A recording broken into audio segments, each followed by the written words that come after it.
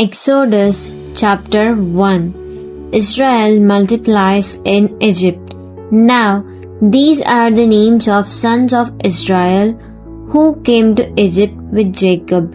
Each came with his household: Reuben, Simeon, Levi, and Judah, Issachar, Zebulun, and Benjamin, Dan and Naphtali, Gad and Asher. All the descendants of Jacob were 70 people.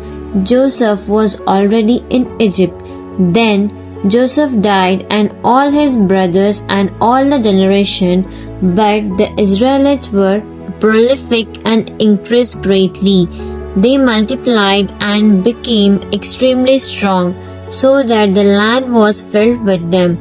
Now a new king arose over Egypt, who did not know Joseph nor the history of his accomplishments.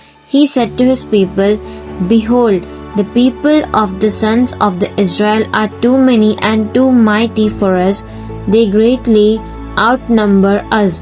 Come, let us deal shrewdly with them, so that they will not multiply, and in the event of war join our enemies and fight against us and escape from the land."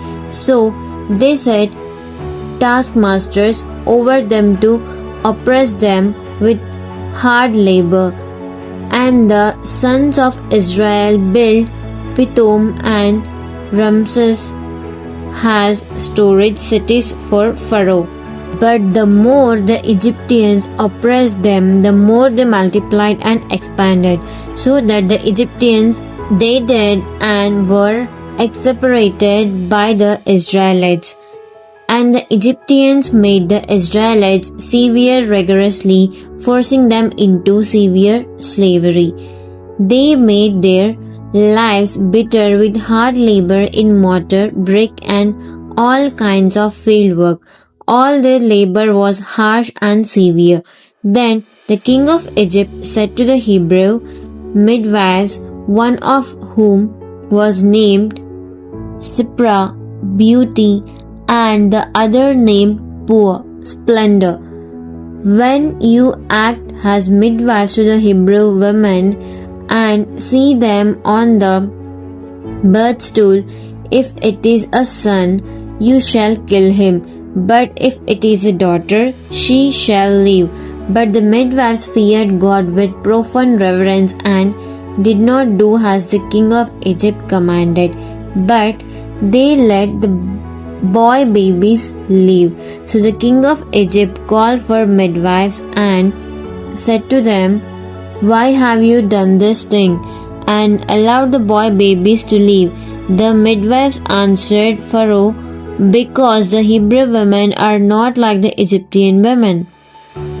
They are vigorous and give birth quickly, and their babies are born before the midwife can get to them." So God was good to the midwives, and the people of the Israel multiplied and became very strong. And because the midwives feared God with profound reverence, he established families and households for them.